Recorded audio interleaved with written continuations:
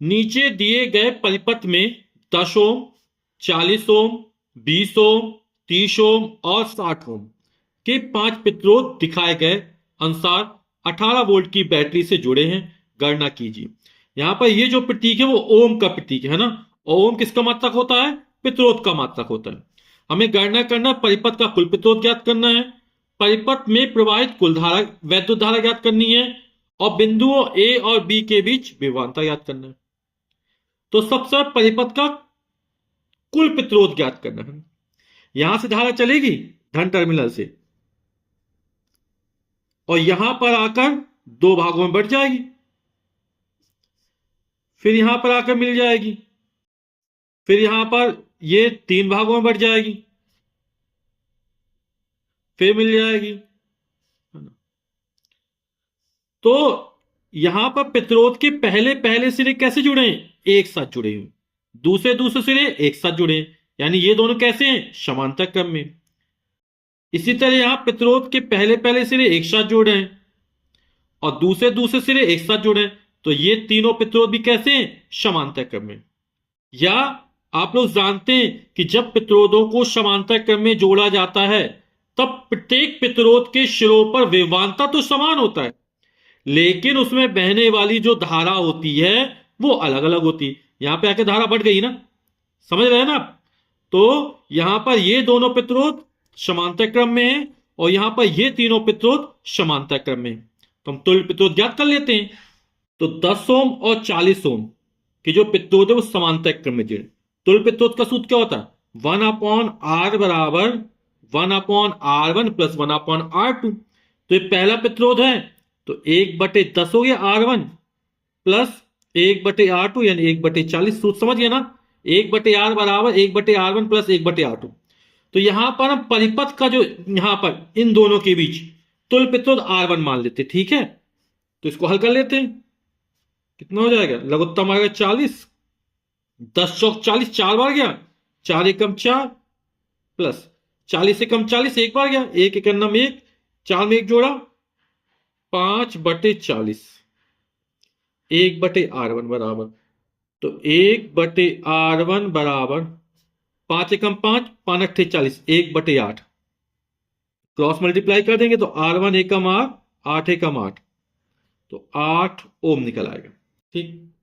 इसी तरह ये तीनों पित्तों समांतर क्रम जुड़े, तो तुल्य पे सूत्र क्या होता है? 1/R बराबर 1/R1 plus 1/R2 plus 1/R3। ठीक है। तो यहां पर इन तीनों का तुल्य प्रतिरोध अब R2 मान लेते हैं। तो कितना हो जाएगा? 1/20 प्लस 1/30 प्लस 1/60।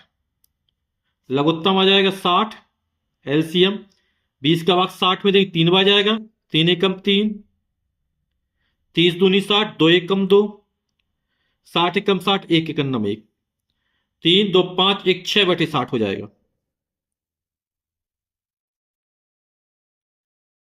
तो 1/R2 बराबर कितना हो जाएगा? 6 एकम 6, 6 धाम 60, 1/10। ठीक। R2 एकम R2, 10 एकम 10, तो R2 बराबर निकल आएगा 10 ओम। तो यहां पर इन दोनों का तुल्य प्रतिरोध 8 ओम निकला, इन तीनों का तुल्य प्रतिरोध 10 ओम निकला। तो इन तीनों के स्थान पर एक ऐसा प्रतिरोध लगा देंगे जिसका तुल्य प्रतिरोध कितना हो? 10 ओम है। इन दोनों के स्थान पर एक ऐसा प्रतिरोध लगा देंगे जिसका तुल्य प्रतिरोध 8 ओम हो। तो अब कुछ चित्र बदल जाएगा। तो यहां पर दो पित्तों, एक ऐसा पित्तों लगाएं जिसका तुल्य प्रतिरोध कितना हो? 8 ओम हो। और यहां पर 3 पित्तों के स्थान पर एक ऐसा पित्तों लगाएंगे जिसका तुल्य प्रतिरोध 10 ओम हो। यहां बिंदु था ए, ये बी और ये हो गया सी।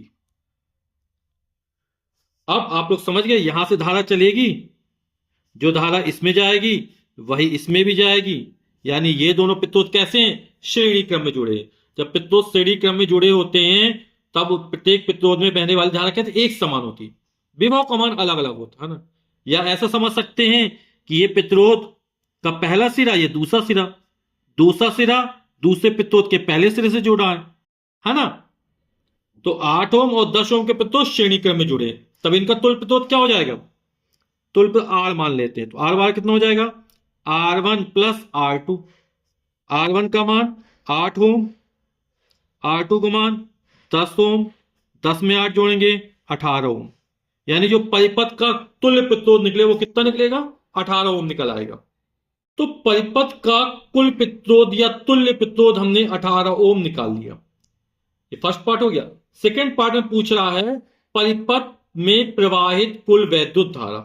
ठीक है, तो हमें परिपथ का कुल प्रतिरोध पता चल गया, परिपथ का कुल विभवांतर हमको पता है, तो V का मान पता है, R का मान पता चल गया, तो I का मान निकल आएगा। तो परिपथ में प्रवाहित कुल वैद्युत धारा I बराबर होता है V अपॉन R। V का मान कितना दिया गया है, 18 वोल्ट दिया गया है। R का मान कितना है, 18 ओम निकला। ठीक, 18 से 18 कट जाएगा, 1 बढ़ जाएगा, तो 1 एम्पियर की धारा परिपथ में प्रवाहित हो रही है। फिर कह रहा बिंदुओं ए और बी के बीच विभवांतर, हमें ए और बी के बीच विभवांतर याद करना है। तो इनका तुल्य प्रतिरोध तो निकाल ही लिया है ना, तो तुल्य प्रतिरोध निकल आया, प्रवाहित धारा पता है, तो V का मान निकल आएगा, V बराबर आई आर से। तो बिंदुओं ए और बी के बीच विभवांतर VAB, ए और बी के बीच विभवांतर V बराबर क्या, आई आर। तो बहने वाली धारा I हमने निकाल ली 1 एम्पियर। हमें ए और बी के बीच निकालना है, तो ए और बी के बीच प्रतिरोध कितना है, R1 का मान 8 ओम है, तो I R1 हो जाएगा, और I का मान है 1 एम्पियर, R1 का मान है 8, 8 एकम 8, और विभवांतर मात्रक वोल्ट, यानी ए बी बिंदुओं के बीच विभवांतर कितना निकलेगा, 8 वोल्ट निकलेगा।